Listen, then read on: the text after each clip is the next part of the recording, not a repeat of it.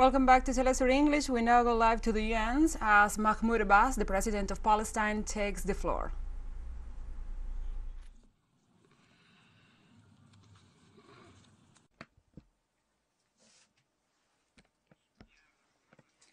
In the name of God, the merciful, the compassionate, Your Excellency Chaba Korochi, President of the General Assembly, Your Excellency Antonio Guterres, Secretary General of the United Nations, ladies and gentlemen, heads and members of delegations, may the peace of God be upon you.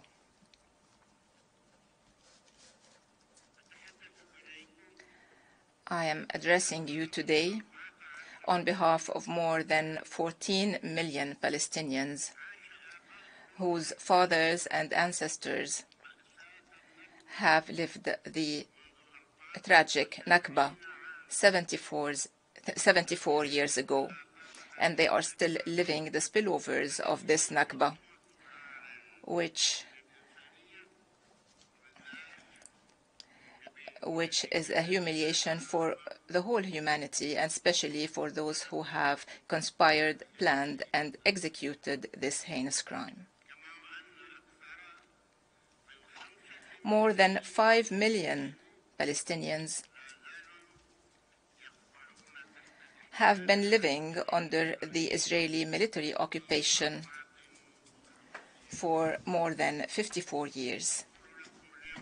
And I would like to tell you today, on behalf of the Palestinians, whom I am proud to belong to, that our trust in the possibility of achieving a peace based on justice and international law is unfortunately regressing because of the Israeli occupation policies.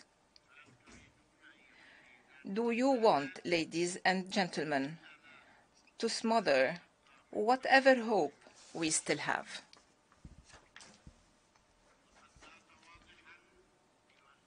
It is clear, ladies and gentlemen, that Israel, which is ignoring the resolutions of the international legitimacy, has decided not to be our partner in the peace process. It has undermined the Oslo Accords, which it had signed with the PLO. It has and still is, through its current policies, which are premeditated and deliberate, destroying the two-state solution. This proves unequivocally that Israel does not believe in peace. It believes in imposing a status quo by force and by aggression. Therefore, we do not have an Israeli partner anymore to whom we can talk. Israel is thus ending its contractual relation with us. And it is making the relationship between the State of Palestine and Israel a relationship between an occupying state and an occupied people, nothing more. Therefore, we will only deal with Israel as such, and we call upon the international community to deal with it as such as well. Israel has chosen that itself. We did not make that choice. Israel made that choice. Israel is launching a frantic campaign to confiscate our lands, to build settlements, to loot our resources, as if this land is empty and has no owners, exactly as it did in 1948. Israel is giving total freedom to the army and to the terrorist settlers who are killing the Palestinian people in broad daylight, looting their land and their water, burning and demolishing their homes, compelling them to pay for the demolition, or forcing them to destroy their homes with their own hands and uproot their trees. All this with an official protection. Can you imagine what is happening? Israel is telling the Palestinian people, either you demolish your house or I will demolish it myself. But demolish it yourself with your own hands, it's better, because if I demolish it, you will have to pay the cost of the demolishing. Have you ever heard about this? Can you imagine what is happening? This is what is taking place. I have to demolish my house, or they demolish my house and they make me pay for it.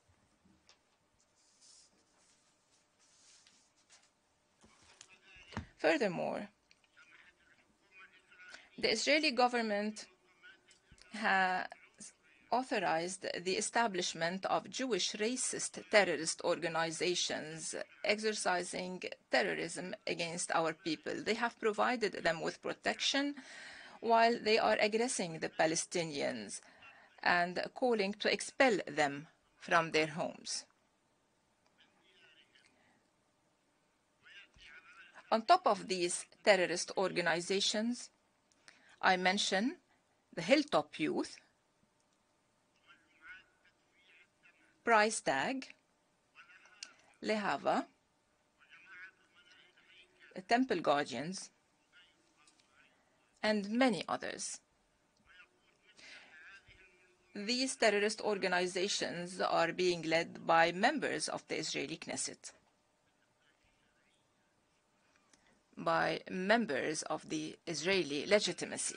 And in this context, we call upon the international community to list these terrorist organizations on the international terrorism lists. This is the only place they deserve.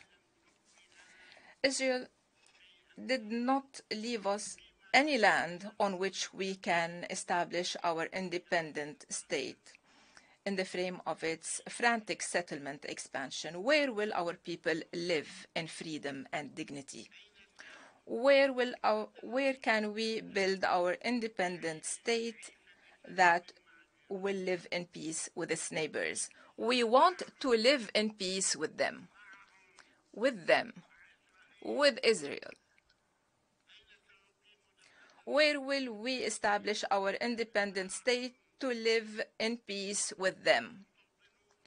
The settlements, unfortunately, constitute 751,000, or 25% of the total population, 25% in the West Bank, the Palestinian land which remains for us.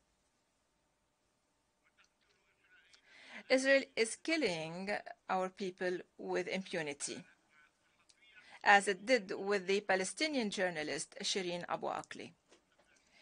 You have all heard of Shireen Abu Akleh. She was killed with the bullets of a sniper. It means that the sniper deliberately killed her, and Israel recognized that the sniper recognized that he did kill her. And besides her Palestinian nationality, she also has the American nationality. And I dare the United States to prosecute those who have killed this American national. Why? Because they are Israelis.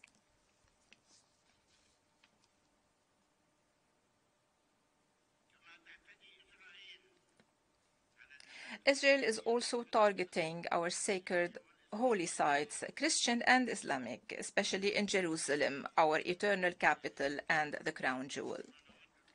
And I would like to reiterate here our attachment to the Hashemite custodianship on these holy sites. Those are the Muslim and Christian holy sites that are being targeted on a daily basis by Israel, without any justification. Every day, Here they are attacking the funerals of Shireen Abu Akleh inside the church, inside that holy place. They have attacked the procession, and this is what Israel is doing in the holy sites. Israel is also imposing falsified curricula in our schools in occupied Jerusalem. They are inventing curricula.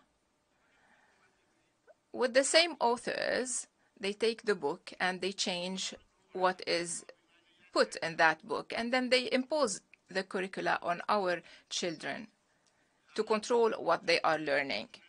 This is a violation of international law. Israel is also disrupting the presidential and legislative Palestinian elections by forbidding the Palestinian citizens in Jerusalem to take part in these elections. And this has taken place in 1996, in 2005, and in 2006. So there are 3 precedents, 3 times where they did so. And they ask us, why don't you organize elections? We are ready. We have issued the decrees to organize these elections, and we have decided to organize the elections, but Israel did not allow us to do so. Therefore, we did not cancel the elections. We only postponed them. When Israel allows, or when some tell her that she can allow, or when some order Israel that they can allow for these elections to take place, then we will organize them. Israel is enacting racist laws, consecrating the apartheid regime. Yes, apartheid. And if they do not like the appellation, this is the truth. They are an apartheid regime.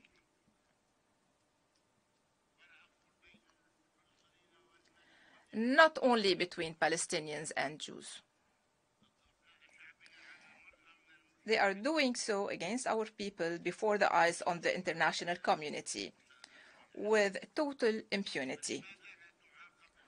Why isn't Israel being held accountable for violating international law? Who is protecting Israel from being held accountable? I have no idea. Do you know? Do you know who is protecting Israel from being held accountable? The United Nations. And on top of the United Nations, the most powerful in the United Nations. Why these double standards? Why don't they treat us equally with the others? Why these double standards when it comes to Israel? Israel did not hesitate to repeatedly violate our land, and recently they have closed the headquarters of 6 Palestinian human rights organizations.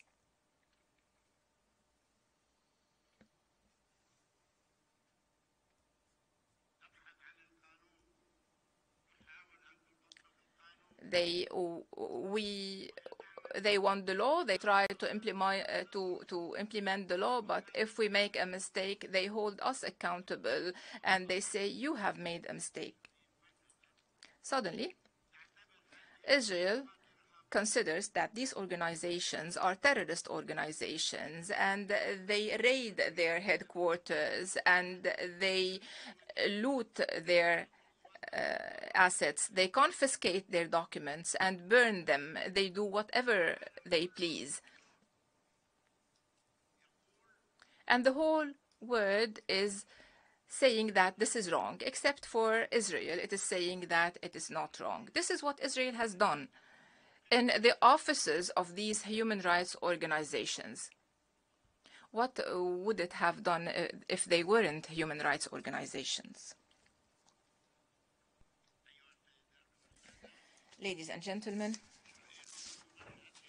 Israel, ever since it was created, has committed heinous crimes against our people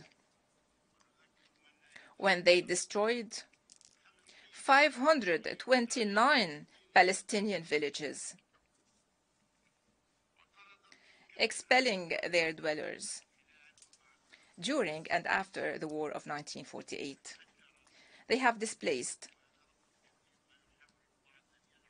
a figure that some try to manipulate sometimes. They have displaced 950,000 Palestinian refugees, so half of the Palestinian people back then, 950,000, not as Israel says 250,000.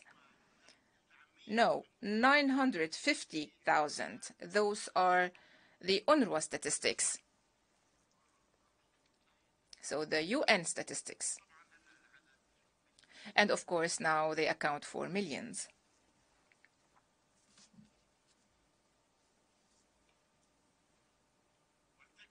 Israel has committed, ever since and until now, more than 50 massacres. More than 50 massacres. Since 1948 and until today. And some of those massacres have been recently committed, and Israel recognized that it had deliberately committed these massacres and that they have targeted the farmers coming back from their agricultural land, and they killed them in cold blood. 50 or 51 massacres. The most recent of which was against Gaza, which was targeted with missiles. I will not tell you how many elderly it killed, but the New York Times, it's a US newspaper, so the New York Times said 67 children were killed in Gaza. Of course, they were carrying missiles, and they were in tanks, and they were launching missiles. 67 children, those are their photos. They were killed by Israel. Who is going to assume this responsibility, and why did Israel kill them?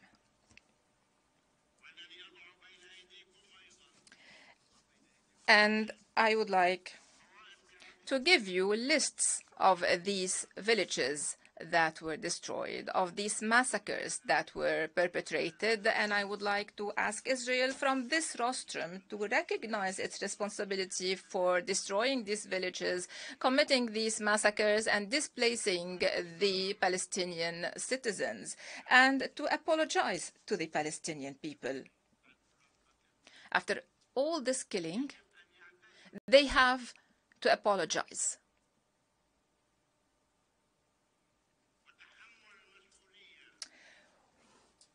We call them to bear the legal, political, moral, and material responsibility. They should be held accountable. And the international community should hold them accountable. We ask the international community right now to hold them accountable for what they have done, for the massacres they have committed. And we will go to the International Criminal Court, yes. And to all the courts of the world. But first and foremost to the International Criminal Court, to ask Israel to shoulder its legal, political, moral, and financial responsibilities. I ask here, does the Israeli people want to remain a colonizing people forever? They have been so for 75 years. Until when? I would like to ask you, should we wait for a century, or maybe for 2 centuries? We are the only people on this planet still living under occupation. Why? Why? You as a General Assembly, you members of the Security Council, you advocates of human rights, why should we remain under occupation? What are we still waiting for? What are the Israelis going to teach us? Why should they be occupying us, or teach us, or kill us, or confiscate our land, loot our resources? Even the rain which falls on us is being taken by them, and then they sell it back to us. They take our rain, and then they sell it back to us.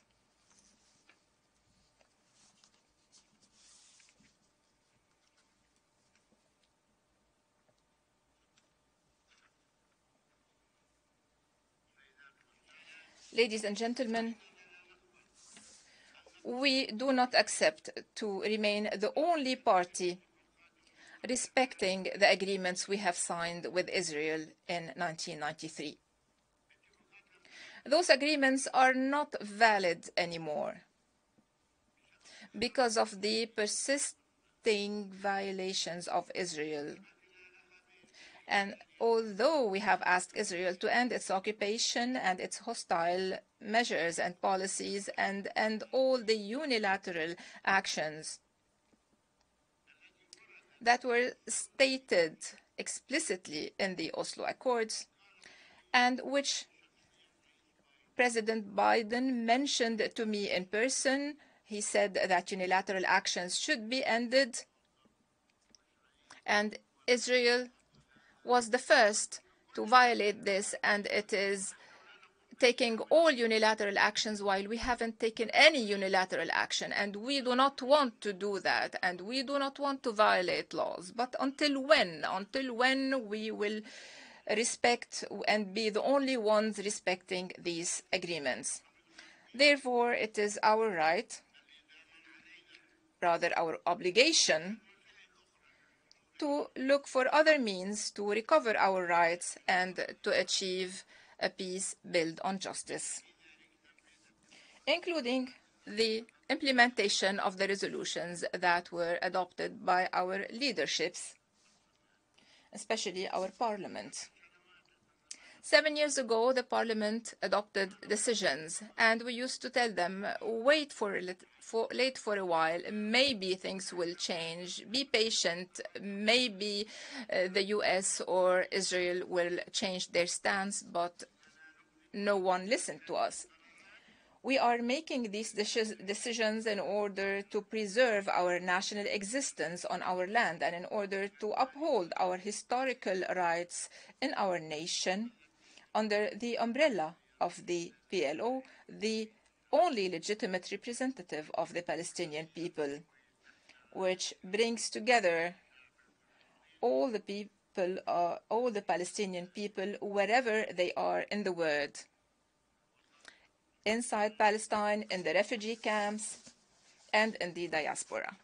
All those who have the Palestinian nationality or used to have the Palestinian nationality fall under the umbrella of the PLO. Dear participants,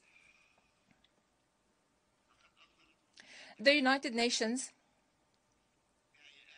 in its different organs, has adopted hundreds of resolutions on Palestine. None was implemented. Is it possible? Not a single resolution was implemented. 754 resolutions from the General Assembly. 97 resolutions from the Security Council.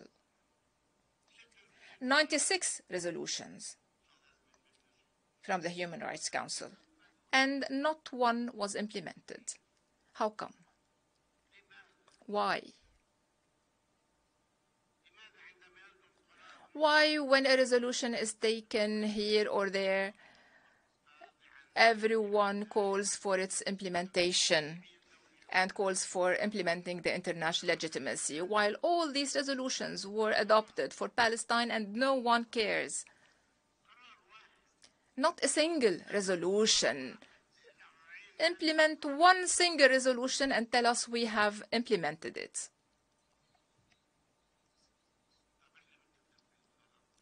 We want the implementation of a single resolution. And right now, Resolution 181, which you have adopted. Resolution 181 is the resolution that we want to be implemented. We want you to implement Resolution 181. And with it, another resolution. Why? Resolution 194, because those two resolutions are preconditions to accept Israel as member of the United Nations. And Moshe Shared, back then, the foreign minister of Israel, said that he pledges to implement these two resolutions, and therefore Israel was accepted as member of the UN. But until now, neither resolutions was implemented. I want the resolution 181 to be implemented. One single resolution. It is our right to ask for its implementation. So go ahead, implement it, and tell us that you have done so. We have submitted a request to the Secretary General to implement this resolution. Is it possible? Or are you going to ignore us once again, as you have been doing for so long?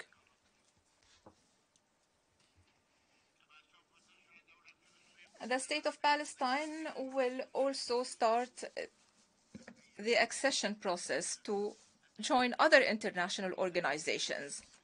We were allowed to join as an observer state to the UN. We are an observer state in the United Nations. 15 million Palestinians, all of them educated. All of them highly educated, but we are only observer members. Fine. But this membership allowed us to accede to other international organizations. And starting tomorrow, we will pursue this. And it is our right to do so.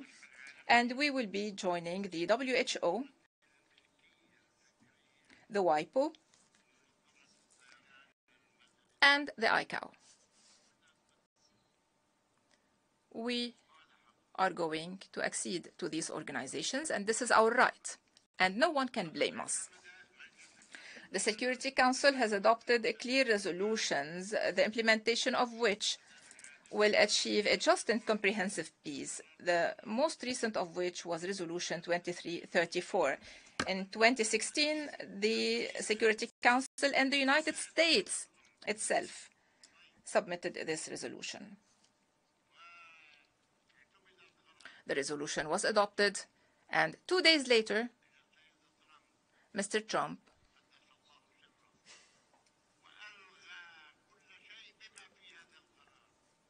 cancelled everything, including this resolution, and came up with the ultimate deal and all his other projects that we have totally rejected. That was a resolution submitted by the United States and adopted with the sponsorship of the United States, but it has disappeared. Why? Because Mr. Trump rejected it. And I would like to remind you that we do not need double standards anymore. If we are prohibited from getting a full membership for the State of Palestine in the United Nations and protecting the Palestinian people, we have been asking you to protect us from aggression, but no one has done anything. And if no practical measures are taken to end occupation and achieve peace, we will have to resort once again to the General Assembly and ask the resolution to take the necessary legal and political steps to achieve that goal. And then we hope, we have the right to hope. We hope to be able to hope We are living on this hope. We are confident.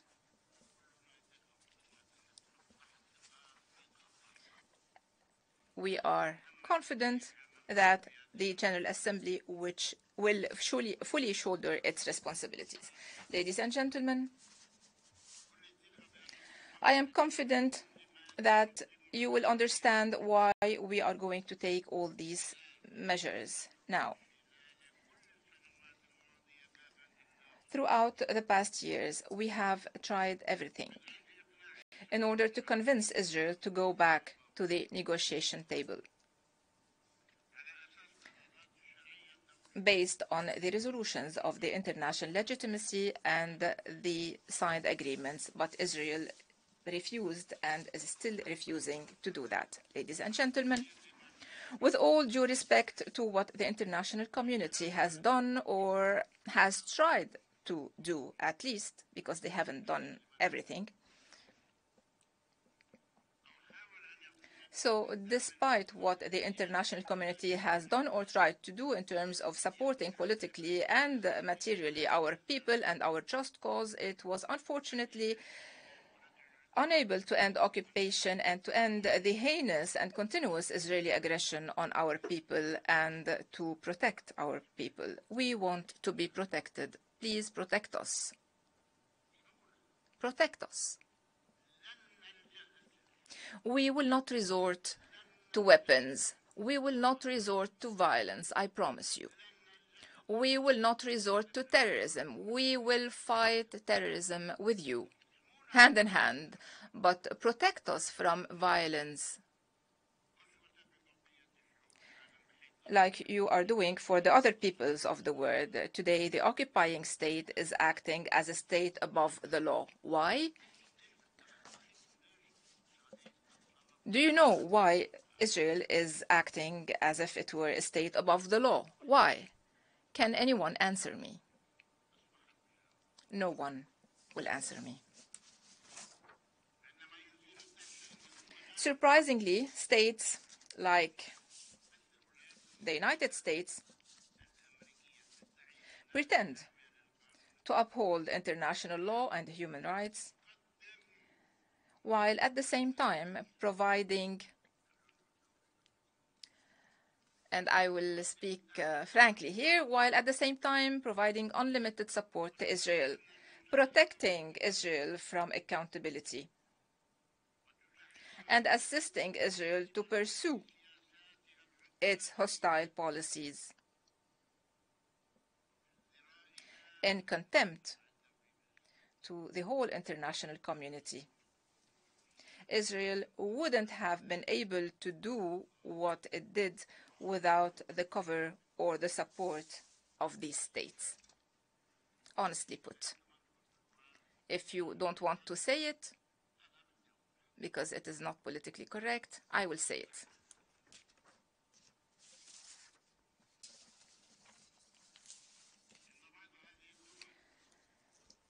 Some of these states were partners at the very beginning in adopting the decisions that led to the Nakba of the Palestinian people, the famous Balfour Declaration. Do you remember the Balfour Declaration? Of course, you do not remember it because we are the only ones suffering its consequences. And after the Balfour Declaration, the mandate and the sustained injustice against the Palestinian people when they refused to compel Israel to end its occupation and aggression and to respect the decisions of the international legitimacy. Therefore, these states bear, along with Israel, the responsibility for the plight of the Palestinian people. Therefore, we ask the United Kingdom, the United States, and Israel, the three of them. And this is official. This is an official request. We ask them to recognize their responsibility for this major crime that was committed against our people and to apologize. We ask for a remedy and redress and for compensation to the Palestinian people, compensations that would be decided by the international law. Whatever you decide, we will accept it. We want recognition of the injustice. And do you think this will take place? No. Sad enough, ladies and gentlemen, the United States and several European states, which are calling for the two-state solution and recognize the state of Israel, they say that we want the two-state solution, we support the two-state solution, we recognize the state of Israel, fine, but where is the other state? Well, no, the other state exists. It is there. Recognize it for things to proceed, for peace to be upheld. These states did not recognize the state of Palestine so far, and they threaten to use the veto right if we try to ask for a full membership in the international organization. If we ask, or when we ask for the full membership, they threaten us to use the veto right.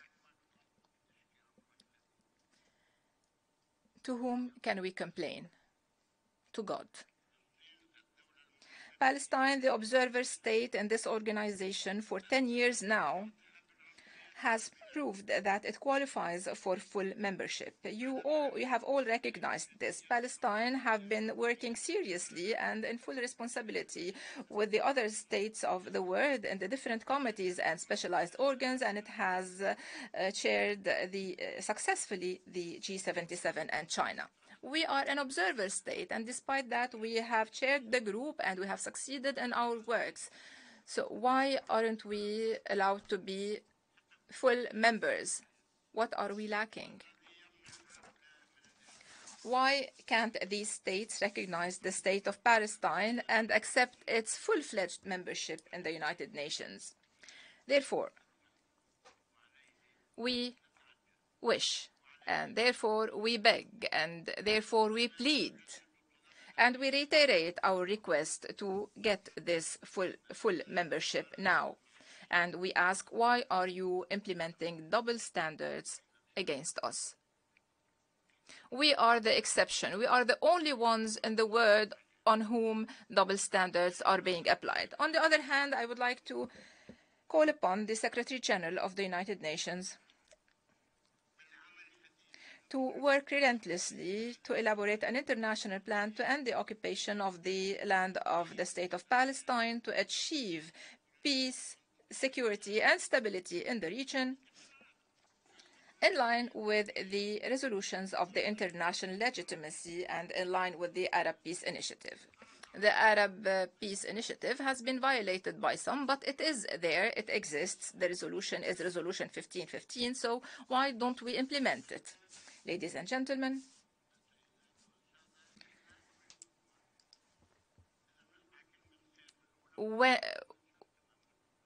when we hear something positive, we acknowledge it. And yesterday, I listened to the US President Joe Biden and to the Israeli Prime Minister Yair Lapid and to other world leaders. I heard them supporting the two-state solution, and we are thankful for that. This is, of course, a positive development.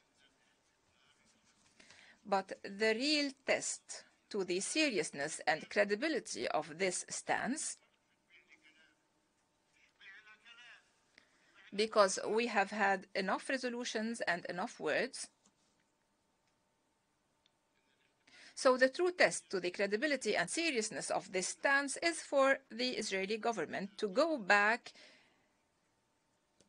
to the negotiation table immediately, tomorrow, to implement the two-state solution in line with the resolutions of the relevant international resolutions and the Arab Peace Initiative, and to end all the unilateral measures that undermine the two-state solution. You cannot negotiate with me while you are expanding the settlements and killing and demolishing. No, these unilateral actions should end, at least temporarily.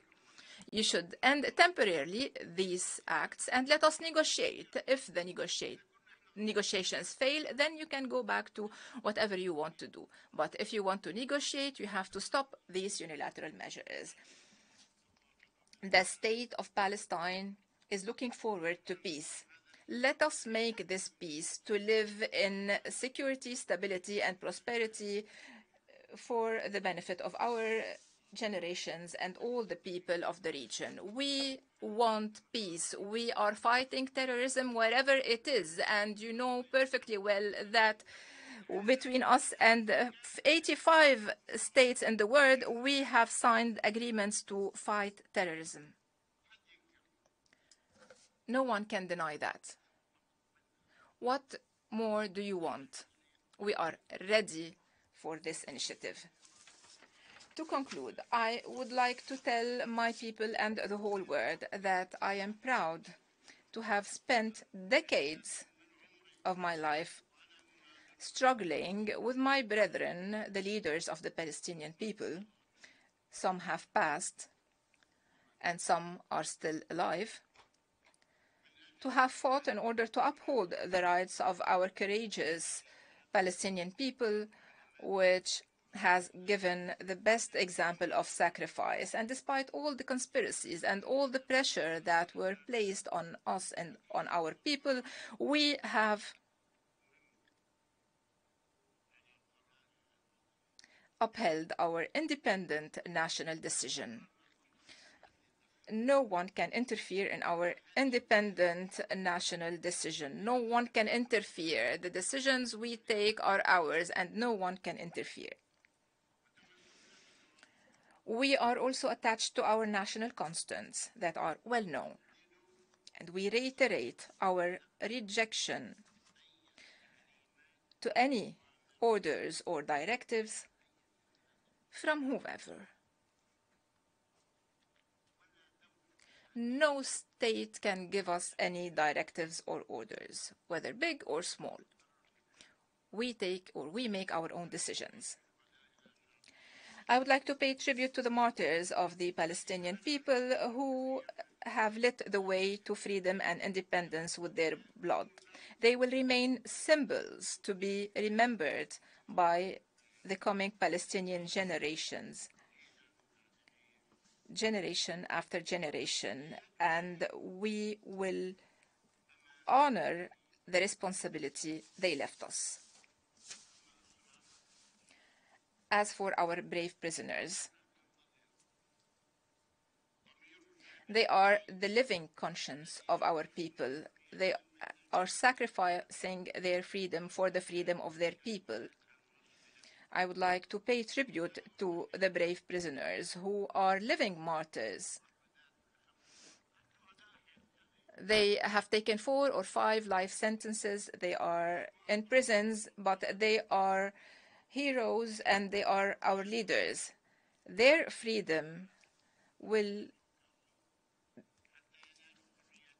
be our fight, and we will not fail them until they are freed. We will not fail their sons and their daughters. We will not fail their families and their relatives. I would like to tell them and to tell our children prisoners. Some of them are 7, 8, or 10 years old, and they are prisoners. What do we do about that? Look at this picture. 1 child and 30 soldiers arresting him. Is it acceptable? Tens of thousands of children are in prison. Who can accept that? Which international law, which conscience can accept for a 7-year-old child to be imprisoned and prosecuted? Legally speaking, he is not responsible for his acts.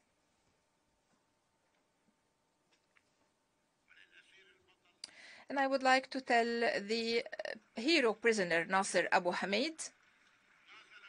Nasser Abu Hamid was indicted and convicted.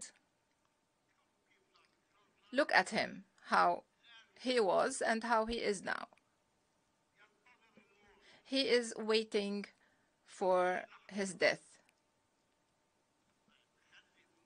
any time now. His mother is asking to see him for a single minute. Why aren't you allowing his mother to see him for a single minute? She is a mother of a martyr. Nasser Abu Hamid is a hero, is a martyr, and she has among her sons prisoners and martyrs, and she wants to see her son for a single minute before he passes away. No religion, no law can accept this. From this rostrum, I would like to pay tribute to the mother of Nasser, the mother of martyrs and of prisoners. Unfortunately, the occupying power did not allow her to see her son, the hero, the prisoner, for a single minute while he is struggling against death because of medical negligence. He is a cancer patient. He is a prisoner. He committed a crime, but from the human point of view, he should be treated, but he's not allowed to be treated, he's not allowed to see his mother, and no one is allowed to see him even after he passes away. They take the prisoner who passed away and they do not allow his family to take him back. This has been going on since 1967. There are martyrs who are placed in boxes with numbers away from their families. Who can accept that? To conclude, I would like to tell you, ladies and gentlemen, you as representatives of the international community and international legitimacy, that occupation will end sooner or later. So let us now, you who bear the responsibility for the implementation of your resolution, let us achieve that in order to build just a comprehensive peace instead of achieving peace with more sacrifice. Dear brothers, we have waited too long. We are tired. Do you have a solution? I need a solution. Thank you. En nombre de la Asamblea. On behalf of the Assembly. We were watching live the statements of Mahmoud Abbas, Palestine president. Abbas denounced Israel's